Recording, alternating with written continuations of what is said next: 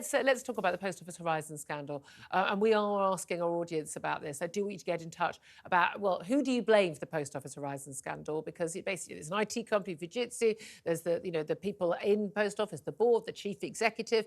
There's now calls for her to get her CBE taken off her or to hand it back because she got it for being the chief executive of the Post Office. Whether or not it's government ministers, who do you blame? And tell us why you blame them. But also, crucially, what should happen now?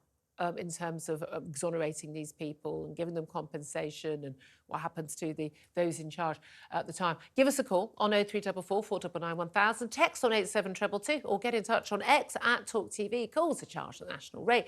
Text costs one standard network rate message. Sam Armstrong, I'll put that question to you. Who do you blame? Certainly most. Why? And what should happen now? Well, look, I think there are two people that are most responsible. One is Paula Venables. She was chief executive of this organisation. She was paid an extraordinarily large sum of money, and she was responsible for everything that happened in that organisation as a result. That's what you paid the big bucks for. Exactly so. The other person I blame is Sir Ed Davey. Ed Davey was the minister at the crucial time in this whole saga. Postal Affairs Minister. We didn't even know that existed, did we? But there we are. We are the shareholder in the Post Office. We have government responsibility. That's why the taxpayer is going to end up picking up the bill now. It is fundamentally a state body. That's why we can't treat it like we would any other company and just send it out of business. We have to deal with this. As a result, we have a minister in charge. Now, he can say, I was lied to.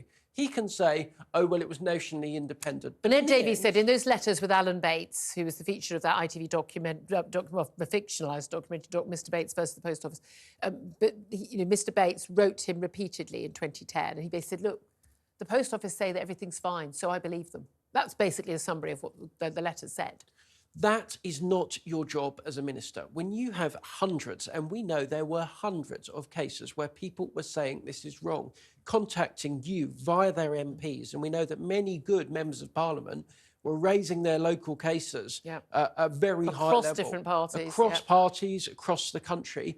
Your job is to interrogate it. He failed comprehensively to execute that duty, and he's now going to stand in the next election and he's going to say, it's not very likely, but he's going to say, vote me Prime Minister. Well, no, Ed Davey, actually, we thought about it. We gave you a chance. We made you a minister. And how did you do with dealing with and running something as comparatively minor as the Post Office? You failed comprehensively. You just did what you were told. We spoke in the last hour to, again, another Lib Dem, Sir Vince Gable. He was business secretary over this period. And his argument was, look, he says, we all have some responsibility, sort of everyone felt. But isn't that part of the problem, isn't it? There's always, well, someone should have known then, someone should have known then. We sort of heard, but we didn't, And he did say he said it was a failure by the British state and the criminal justice system. But he also said, we didn't have any powers. We couldn't do anything. That is such a cop-out, isn't it? You're a government minister. If you don't have the powers necessary, do you know what? You actually have the power to give yourself the powers. But even giving a speech, even going to Parliament and saying, we don't have the powers to do this right now, but we believe there is something going horribly wrong at the Post Office and we want an outside external audit of what is happening with this Fujitsu computer. We don't believe, because he said the board was told again and again at the Post Office, there was a lot of questions being raised about their computer system, Horizon, run by Fujitsu. And they just went, no, everything's fine. Told the government everything's fine. But it was blatantly obvious everything wasn't fine. And everyone just going, oh, it's all fine. Can I have another bonus, please? Or can you let me again, please? Can you move me to another ministerial job? This is the fundamental problem we have with the British state, with British governance, both corporate governance and state governance as well, which is the passing the buck. Not my problem. Someone told me, I've got a piece of paper, a civil servant said I couldn't get involved because there was a court case ongoing. And everyone passes the buck. And that's happened with this. It's happened with the contaminated blood scandal. It's happened with every single NHS trust that's been investigated over wrongdoing. Everyone knows and no one does anything. And the key theme that runs through all of this is none of those people ever get prosecuted. Some might lose their job. They get another job somewhere else. It's very rare when they even lose their job. They get a payoff. And everything, just keep it quiet. There seems to be no sense of duty and honour and responsibility to people. Again, the idea that someone would have lost their livelihood 4 people committed suicide. 700 people were wrongly convicted of a serious crime, of fraud, of theft, of false accounting. They lost their standing in the community. People's children, as you pointed out earlier, were spat at school because, you know, your dad stole from little old ladies at the post office, things like that. You know, to not want to stop that from happening, to not want to compensate those people and to stop it, you know, make it better. What sort of person are you? Yeah, let's not believe the lie for a minute that Vince Cable would have been unable to stop this. He didn't stop it because he wasn't interested and he didn't interrogate it properly. And I know why. It's because in this country, the way you get to the top is not by taking personal responsibility. It's not by seizing something and saying, what's the issue here? How do we deal with this? It's not by taking that risk. No, how do you climb to the top?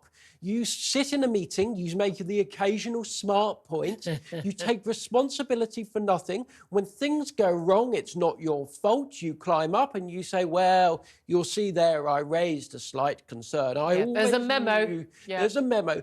This is the country where sitting quietly, nodding along, just going through the motions sends you skyward. And actually, the generation of leaders that we had in this country. Troublemakers, troubleshooters, businessmen that would go into organisations like this. This is how we used to run these organisations and say, no, that's not working because of this. That's not working because of that. And we've got your back to go in there and fix it. Doesn't happen anymore. And again, we've got this bizarre situation where you get a CBE, you've overseen this. A lot of these people are still getting bonuses throughout this period. Again, with hundreds of millions of pounds, which were clawed back wrongly from these completely innocent people.